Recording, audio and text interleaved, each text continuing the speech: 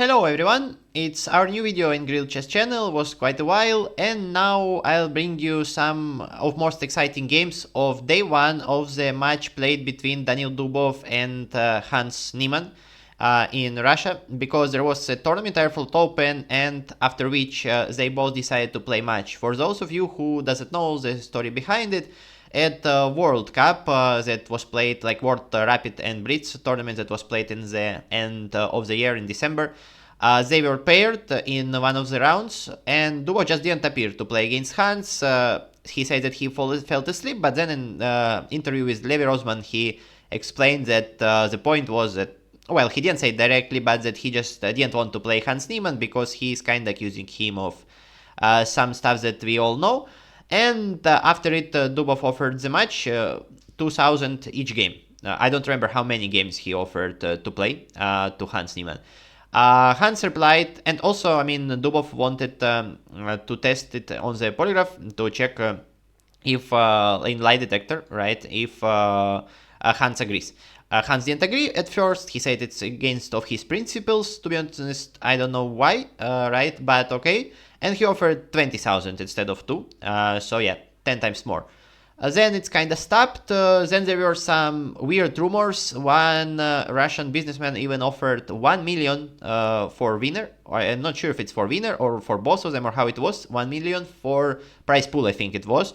I know how it was supposed to be shared for just 4 games. But obviously, the point is here, it's not that much money. But to prove something, and with 4 games, it's, I mean, too short to prove anything to someone. And finally they agreed. I don't know the details, it's not published as I understand. Only thing I know how much money is involved, but they will play 18 games, 9 today, 9 tomorrow, and the winner will have right to ask the loser in the lie detector again some questions, right? So today, after first day, Daniil Dubov wins 5.5, 3.5. By 2 points, he started leading 2.5 versus half points, then 2.5, 2.5 each. Then he again won 3 games in a row, and he lost last one. I'll show you 2 most interesting games, as in my opinion. One was both won by Dubov because I think he's playing much better objectively than Niemann. He's better in some time scrambles. Where Niemann is better is in some like crazy positions with a lot of pieces hanging, etc. Then he's doing it well. But what is theory, I believe, the chess itself, Daniil is playing much more better and much more creative. So let's see. One of the games that we analyze. This is Italian, Dubov playing black pieces. And okay, at first it's a theory. You know, bishop e7, not the most ambitious line. Some people can bring it to c5 someday. But okay, bishop e7. And this is pretty much known for everyone. And a5. a5 is a very important move, we'll see it, because if you leave pawn on a6, and some people do in some Italian lines, usually with bishop c5 it's happening, because they can bring queen to a7 or hide the bishop on a7. Then it's true that at some point white can receive this position where white will have the structure, where white will have ideas such as b5, like later on. But with pawn on a5, all this is not possible, so it's quite good improvement here. b3, h6, and they're playing this line quite a while, knight h7. Idea is that knight is heading to g5, white have a little bit more space, so for black it's good to trade the pieces. c3, knight g5, rook a2. Rook a2 was, for example, a very creative move played by Hans. Idea is that rook will be joining the party via f2. Sometimes it can defend this pawn if there will be pressure. Sometimes it can join via e2. In general, a very useful move itself. So queen d7, bishop takes, and Dubov takes with the pawn.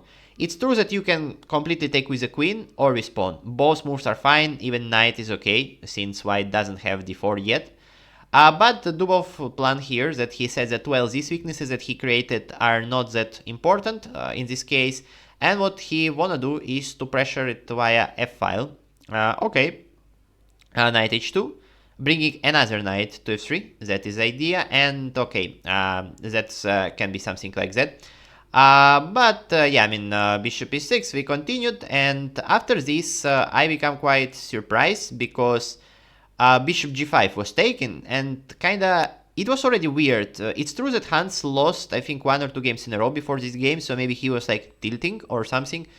But I mean, there are a lot of normal moves in this position. Like you can play maybe some knight h4, maybe you continue with the jump to g3 because f2 is defended. Bishop g5 we'll see, so he loses the dark bishop, dark square bishop, and we'll see what is the point behind it, why it's a big problem. So again, game continued, g3, d5, he strikes in the center, h4, and bishop back to e7. So now we see the problem. f2 is a weakness, right? Bishop transfers to c5 in order to attack this structure, like this pawn on f2. And Hans kinda cannot contest it. With this bishop on e3, let's say it will be much easier, and he would have less problem. There will not be even pawn hanging, first of all. Knight g4, bishop c5, pressure is tremendous here. And after king g2, suddenly, I mean, Daniil blundered quite heavy. I mean, not the blunder that he missed a win, but that he lose advantage, I mean, but he missed almost a direct win, because he's supposed to have played h5. And it's true that from far away, it looks like obvious move. Like, we have 3 attackers of f2 pawn, and white has 3 defensors.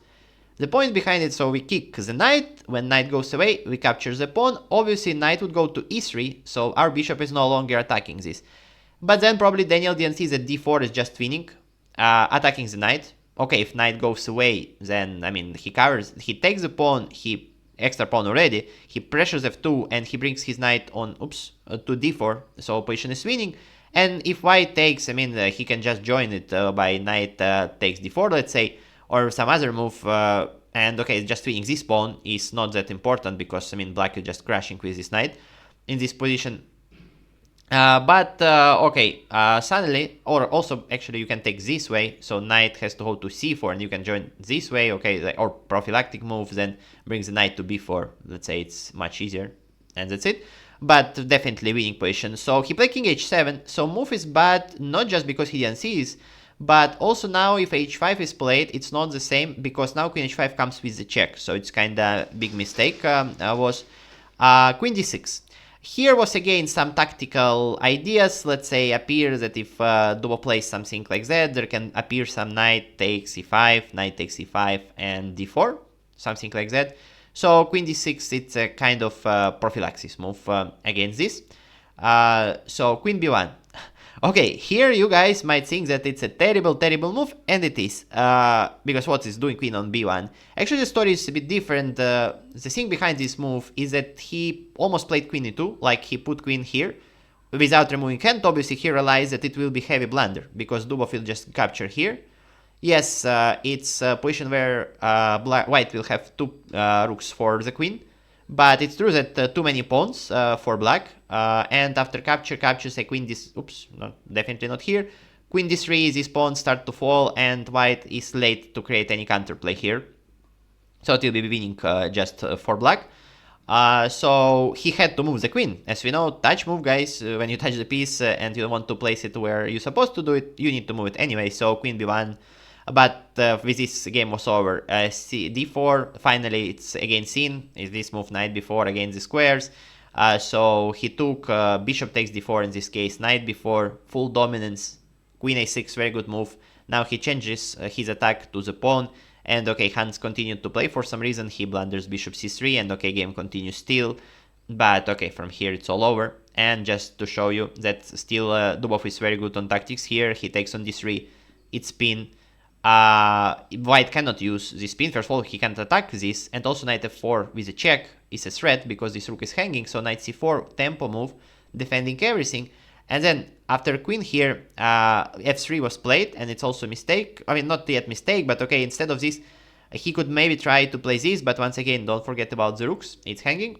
So f3, rook d7, already more things appear, and king h3 looks very interesting at first, but queen c3 again, very strong. There was also some kind of ideas to calculate as queen f2, very funny move as well, like if rook takes, let's say, and we can try to play this position as well, like, you know, take, and take all the pawns, but obviously there's no need of complications. He plays queen c3, and now again he threatens a lot of checks, followed by rook d2, and after queen c2, brilliant tactics, again knight to f4, check, okay, rook is falling as well.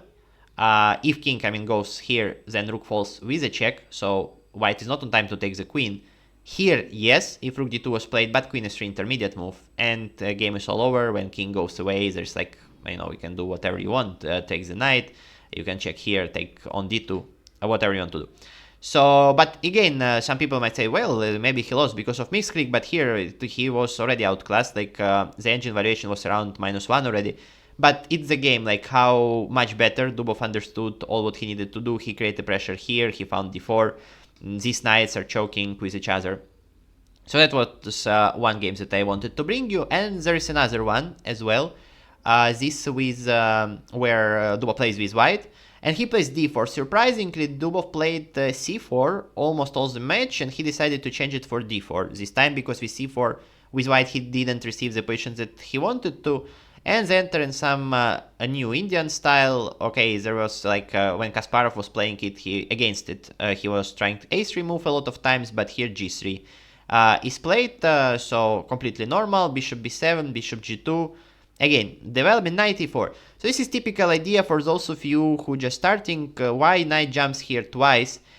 Basically what's the point, that this bishop is still better than bishop on b7. White's plan to play 4. If you play, let's say, castle, queen c2, this will be played sooner or later, and this bishop will become not the worst piece because he is active, but the center will be in full white's control. So move knight e4 idea that now if someone attacks it, it's on time to take, and let's say play f5, so we stop e4 from happening. Bishop d2, that's why, to not get double pawns. And now very important move, a bishop to e4, because if, what is the idea here again? White, again, if it's too slow, can prepare some d5 ideas, because when you take, knight can jump somewhere. I know, I'm not saying that in this position precisely, can be after castling as well, or after queen c2, but the idea is that this is a very common pattern where this pawn is pinned, so white will recover it, and he will have some space advantage. And bishop e4 is a typical idea also, because sometimes white can choose, let's say in this kind of position, to trade just the bishops as well. It's true that white can do it anyway, and then go to e4.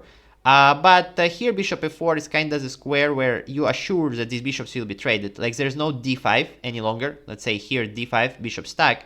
But if you play here, okay, d5 you don't care. And now, as you see, the bishop is not easy to get targeted. If you attack it with a queen, black will in future just protect it with a pawn. And then, in order to push something to progress, you need to remove this knight, so these bishops will get traded, and that's what black wants in this position. So castle, d5 anyway, and we arrive to some endgame that is very, very equal, right? Let's say 5, rook d1, knight b5 will be played soon. Yeah, right here in this position. But it's true that black has like clear plan. He will defend pawn via rook e7, bring knight to c5, bring other rook somewhere here, and maybe we'll start pushing these pawns. And here e4 was not that accurate. Probably Dubov, Dubov is a guy that sometimes is too sure in himself. He was probably sure that it will end up in the draw in any case. Alright, and exactly like in famous Shershevsky endgame strategy book, we need to be careful, because if you think the draw is possible by any way you play and your opponent wants to win, moreover Hansen must-win situation almost was in this game, because he was already down, I think 2 points or something. So e4, it's just you create a target for your opponent, right? Probably was better to keep this pawn on e3, true, stay a little bit passive, but then f5, it's not that important, because f5 is not actually hitting anything. But still, e4, Dubov managed it pretty fine. Let's say rook here, f5, he takes, and f4. So those of you who are new to the game might say, well, e4, Dubov lets Niemann to create a pass pawn, protected pass pawn, and why he will do it. But in general, we see that knight, we know this famous thing that knight is a very good blockator of the pass pawn. So it's either knight can jump to d4 to target something here, or knight can eventually, I mean here actually rook d3 is not, knight d3 is not possible because of the pin, but let's say if black doesn't move, because here maybe knight d3 is a move already, but idea in general of white, bring knight here, so it's not just stops the pawn, but it also targets the pawn that protects protected pass pawn, right? And usually it's very fine, very safe for white.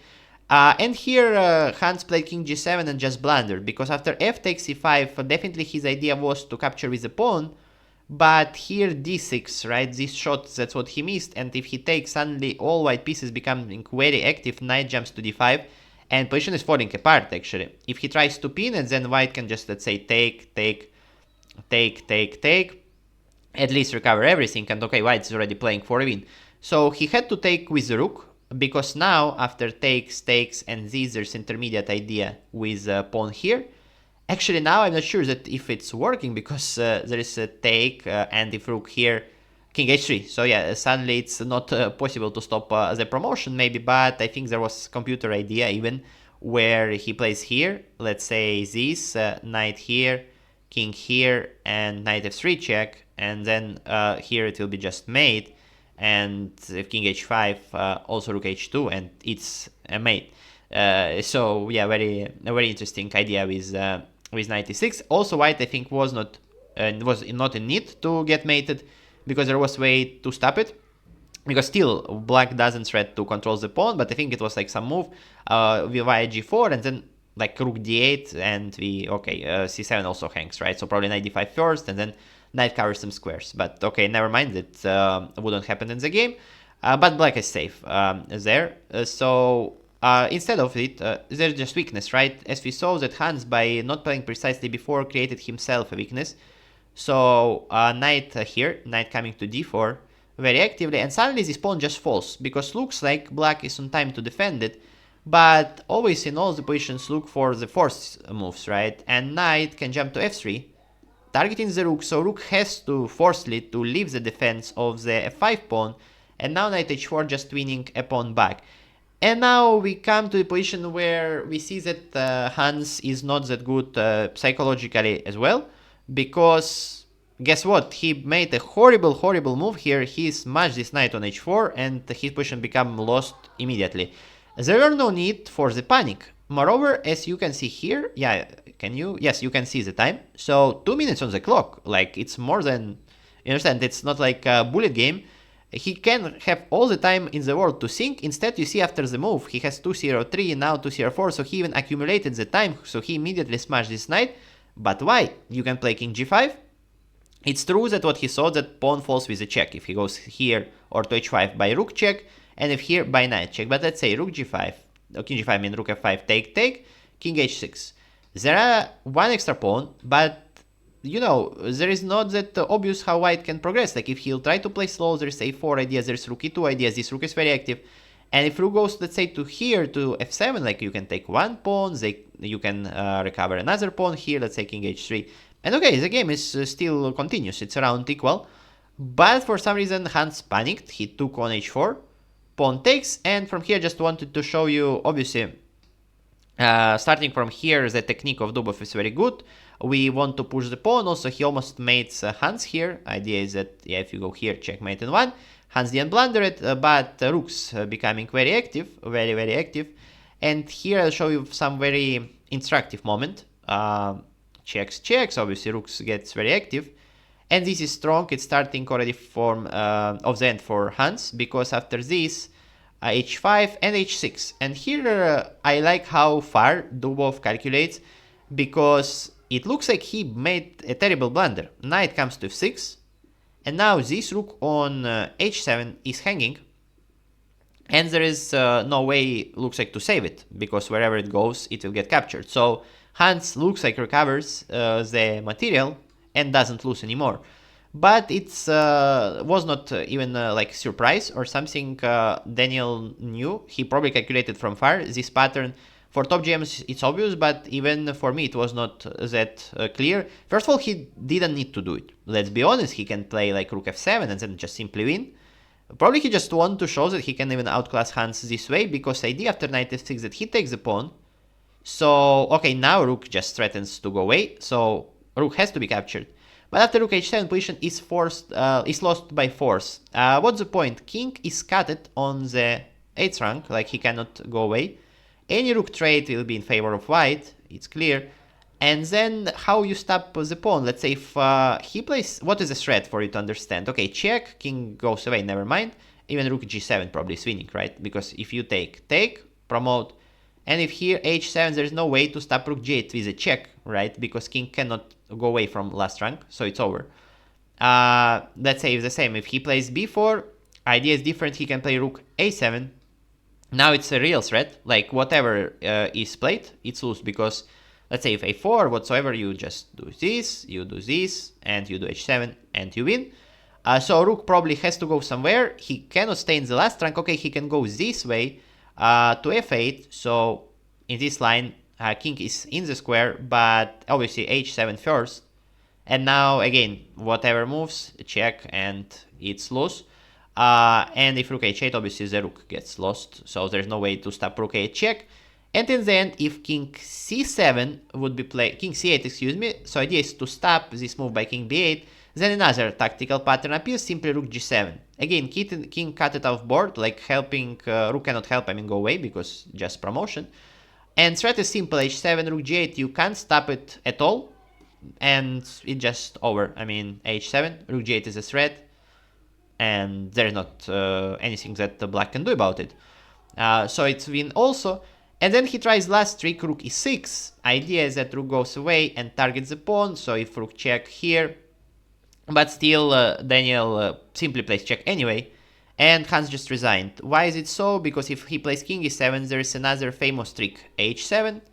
So if rook h6, I mean, it's only move. If it's not played whatsoever, just rook away and we promote on the next move.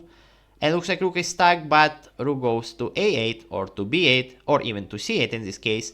We threat to promote the pawn, so black has to take it, but after check here, rook on h7 gets lost. So brilliant tactics, I mean, brilliant technique by Dubov. He was in very good shape. It's true that some games were not of the good quality, but I can say, let's say, if we compare it to famous Vladimir Kramnik versus Jose Martinez Alcantara match number 1 or match number 2, I mean, the quality of the games from both sides were definitely higher. But kind of unexpectedly, Dubov won because, I mean, I know that Dubov always is good in blitz, he's a very creative player, but lately he's out of radars, maybe because of his national flag or something, but he didn't receive enough invitations, obviously, except of this. Dubov, we know that he likes to troll a lot. I mean, in World Cup, he doesn't appear to play. In online event versus Jan Nepomniachtchi, they just move like, you know, knights back and forth with the famous draw when they just do it like this. So maybe organizers see it and they don't want someone like that in the tournament. So that's also obviously. And also, kind of, we didn't see Dubov much in action, I mean, and Niemann is playing kind of good. But for now, he gets outclassed. I don't believe that he can come back tomorrow, because tomorrow it's other 9 games, but since it's unpair, like 5 games white for Dubov, so Dubov will have more white pieces than black, and 2 extra points of lead. So we'll see what will be, and then we'll see also what finally Hans will reply in the lie detector, because I remember the one who loses has to reply only one question. We'll see it later on. If you want to see it as well, follow my channel, and maybe we'll show it to you on our next videos. Thanks for watching.